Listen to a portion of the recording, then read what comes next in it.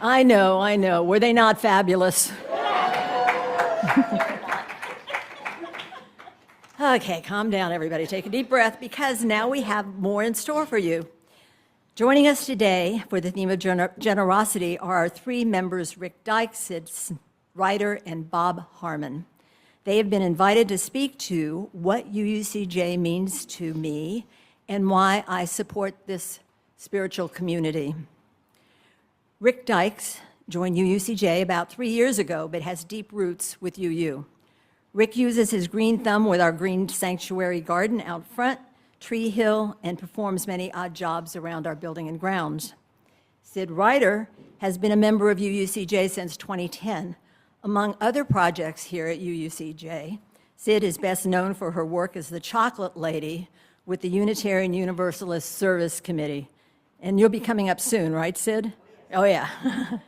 And our final speaker today is Bob Harmon, who has been a member since 2010. Bob is the newest member of our UUCJ board, filling the InReach portfolio, for which we give many thanks each month. Please welcome Rick, followed by Sid, and then Bob to the pulpit this morning.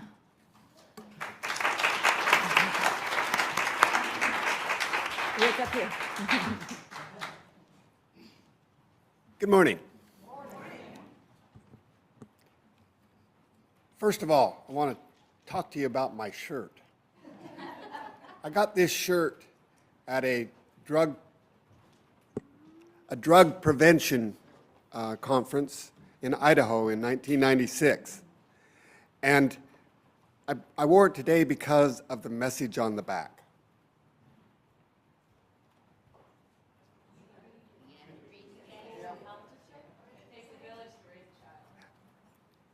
And you know, I'm going to come back to that later, but for right now, you know that it's a very old shirt. I only use it for night shirts most of the time, but I thought it was appropriate. I've been a Unitarian kind of person most of my life. In fact, when I was in college, an aunt who was Unitarian said, "Why don't you join the Unitarian church?" I wasn't much of a joiner of churches. And I didn't know what it was about, and I didn't know what she was talking about, so I didn't. I went on with life. I became a school teacher in Idaho after a military service in Vietnam. And when I retired from teaching, I went back. I loved kids, so I went back and volunteered at the school. But when my family moved here to Florida, my wife wanted to take care of her grandkids, so she came with them. And I was left to tend the back 40. I had a garden and a orchard, and I loved Idaho. I still love Idaho. Don't agree with a lot of its politics anymore, but it is what it is. But anyway, I really got lonesome back there, even with all my garden work, so I thought maybe I ought to look at Unitarianism. So I joined the Unitarian church there. I knew the first day I went, this is where I belong, because of the things they said about welcoming people of all kinds of diverse ideas, and you're always welcome here, and the fact that science was important, and I taught science for years, and I believe in science. I think science is a way to solve problems about the natural world. I don't know that it's a way to solve problems about the spiritual world, but my spirit is in nature. So when I hug a redwood tree or go watch a geyser go off in Yellowstone Park, I'm with my spirit. That's where my spirit lies, with Mother Earth. I attended this congregation whenever I came down here. If I wasn't with my other daughter down in Rockledge, I went to the Unitarian church there too. Up here, I went here, and I went to Buckman. And it just seemed like to me, when I came to this place and looked out over the pond, and this beautiful tapestry, man, this is for me. This is where I belong. Okay, so I joined this church. And I want to talk about, I'm an idealist, but I'm a realist too. I don't know how you can be an idealist and a realist at the same time, but you got to be pragmatic in this world, right? You do what you can. Well, when we were talking about what to do about this building, I got up here and I said, where there's a will, there's a way. That's my idealism. I want to use my time, my talent, and what little treasure I have to keep this place, because it's such a beautiful campus and it's such a beautiful idea. And you know, I'm vested, I'm here. So anyway, I'm a realist too. And my realism says, we're old. I just turned 80 just the other day. And I'm very lucky. I'm a healthy 80. And I move around a lot, and I'm able to garden, and I'm able to see things and go places, and that's the kind of life I like. But if we don't use our time, talent, and treasure to grow this congregation, it's not going to last, because I'm not going to last forever. And a whole lot of you are in the same boat as I am. So my appeal to you is, let's use our time, talent, and treasure to make sure we have more little guys and gals like we had this morning, and make this thing stay. Let's keep it.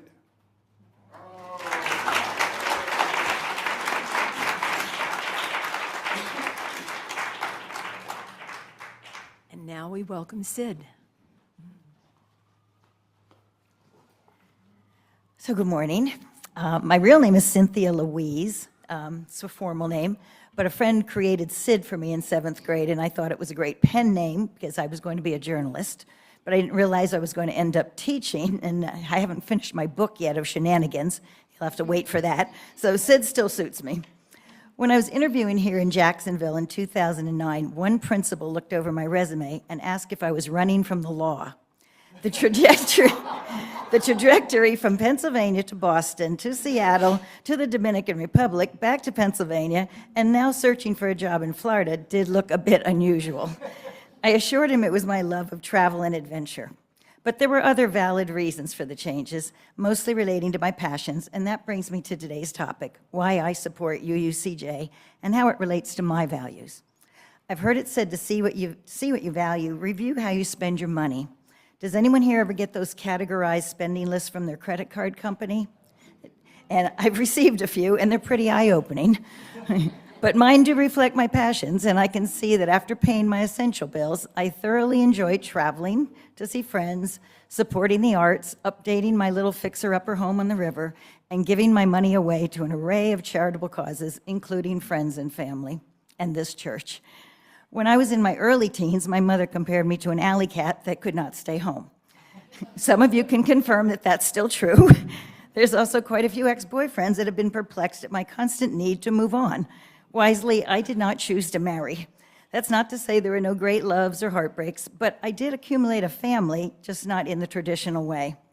I presently serve as Grandma Sid, or Auntie Sid, to several young people. Most of them are children from my former students. 3 of those families are on my beneficiary list, along with this church.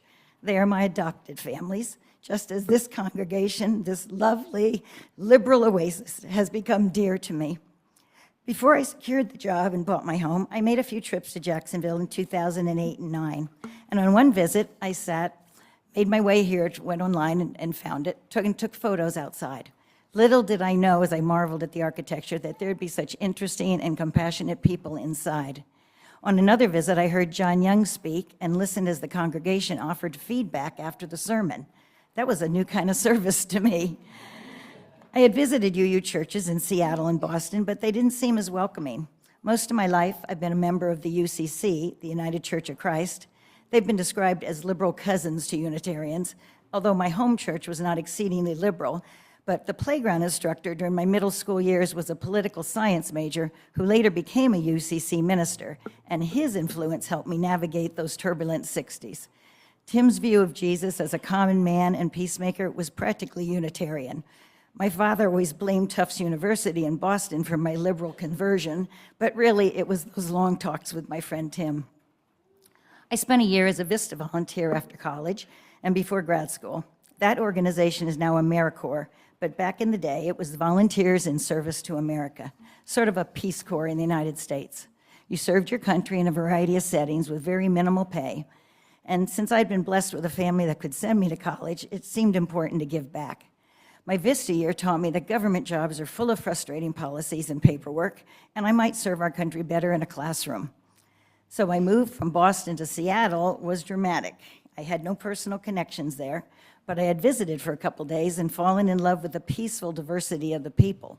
The geography in the Northwest is amazing too, but it was the racism of Boston that I was leaving. I had been teaching court-involved teens in the Charlestown area of Boston, and these youngsters were truly products of "you've got to be carefully taught" in terms of hatred for those who were different. Forced busing in the 70s in Boston brought out the worst in people, and my Irish and Italian students ended up in huge bat-flying fights whenever we encountered Black or Latino students in softball. So at 26, I started to wonder if this was a safe option. That summer, my college roommate was visiting Boston, and when she spoke up on a subway car because someone was harassing an interracial couple, the drunken passenger swung and punched her in the face. That was the final incident for me, and plans set in for Seattle. So for the next 20 years, I happily taught in progressive high schools where the policies today would drive Ron DeSantis out of his mind. Imagine a teenage health clinic within the high school building where a basket of condoms sat on the sign-in counter. My teaching responsibilities began in special ed with behavioral students, but varies over the years as good principals know how to use their teachers and move them when they need to move. To prevent burnout, I would teach mainstream language arts, and at one point was allowed to develop an elective multicultural history program.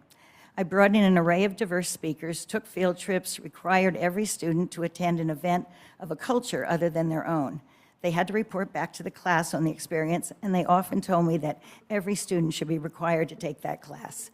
That was 25 years ago, and look where we're at now. Political leaders that deny the beauty of diversity and inclusion. I love those years, and I'm still benefiting from Washington State's strong retirement pension and an annuity which allows me to be generous with my money. So why did I move again? Well, if you know Northwest weather, those gray clouds start to wear on you, and I needed to wake up to some sunshine after 20 years. I used to vacation quite often in Aruba and discovered they had an international school, which was tied to a system all over the world. The idea was tantalizing. I could teach and have a permanent vacation in the Caribbean. So the job fair I attended for these schools was fascinating. I was suddenly interviewing for South Africa, Ecuador, Dominican Republic, Netherlands. And in 2002, at the age of 47, I was starting a whole new life in Santo Domingo, República Dominicana. I was a bit shocked to find out that my students at my new school represented 90% of the country's wealth. This was going to be a huge contrast to the urban students that I had always taught. Luckily, the art teacher had a home in the mountains where she visited on weekends and provided activities for the village kids.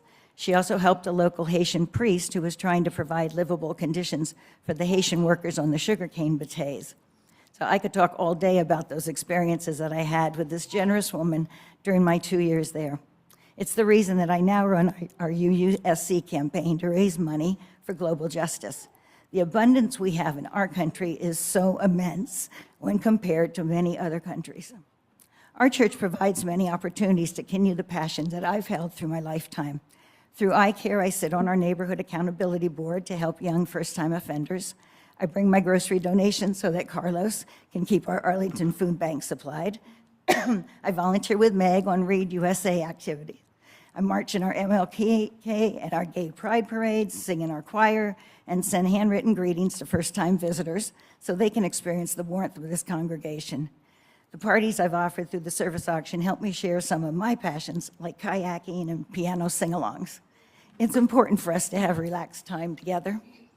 So these are the things I think about when making my annual pledge, and I hope you're able to count the ways that this wonderful church helps you live out your values too. Thank you.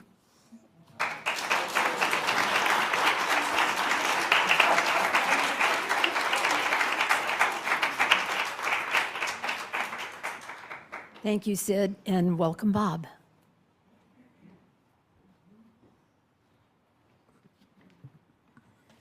Well, first of all, let's hear it again for the missionettes. I don't know if I can match that or not. But I'll be describing why my wife, Doro, and I give gladly to UUCJ.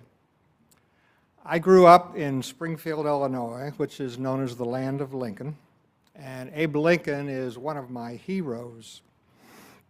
And his presidential sites in Springfield are well worth a visit if you're in the Midwest. And my family upbringing included my father, who's a family practice physician and a surgeon, and I followed his advice to become a physician.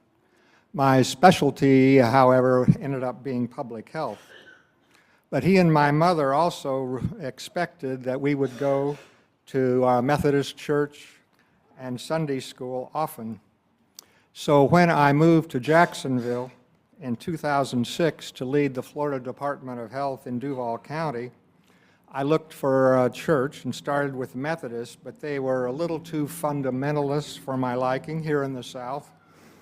So I started visiting UUCJ in 2009 and became a member in 2010. And my now wife, Doro, we were married about a year and a half ago, started attending with me, and she also felt quite welcome.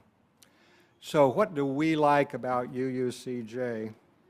Well, of course, the liberal theology and the caring congregation committed to helping others. That's a thread we continually see here.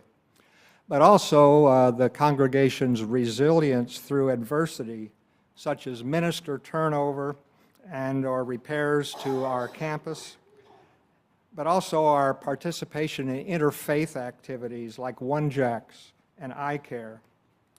And we're also big fans of our minister, Peter Racine, whom I have known since I moved here, either through the JAGS Foundation or UUCJ. So what's the approach to giving?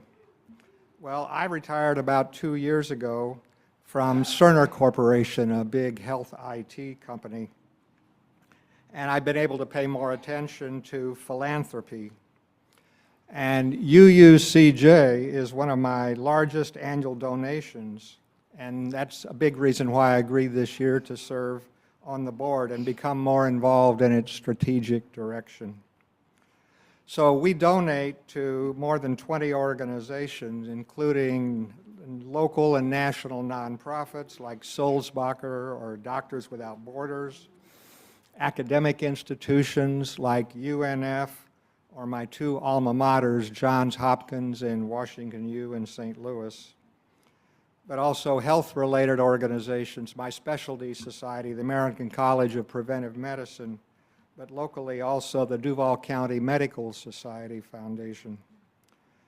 We also actively give to social justice and activist organizations like UU Service Committee, iCare. Now, who would my role models be? Well, I look to two multi-billionaires who give really generously to public health, one of whom is Bill Gates, who, with his foundation, has addressed and saved millions of lives due to infectious diseases in Africa. I actually had a chance to meet Bill Gates one time in the Washington, D.C. area, where he was the guest speaker at the United Way annual event, and he's a huge contributor, mainly because his father had been a big contributor to United Way, and I got to go because I was a large contributor in the area. But he's a big name in public health. Another big contributor to public health is Michael Bloomberg, who has set records contributing to his alma mater, Johns Hopkins, where he was student body president as an engineering student, but also has done wonderful things with public health when he was mayor of New York City, and also now has contributed enough to have his name on the Johns Hopkins Bloomberg School of Public Health. So what about the method of giving? Well, if you're retired, you might want to consider the tax advantages of donating from your IRA account as part of your annual required minimal distribution. Becoming very popular. If you have questions, I'd be glad to address them. So in conclusion, Doro and I are glad to be contributing to UUCJ, and we think it's one of the most important causes to support. Thank you.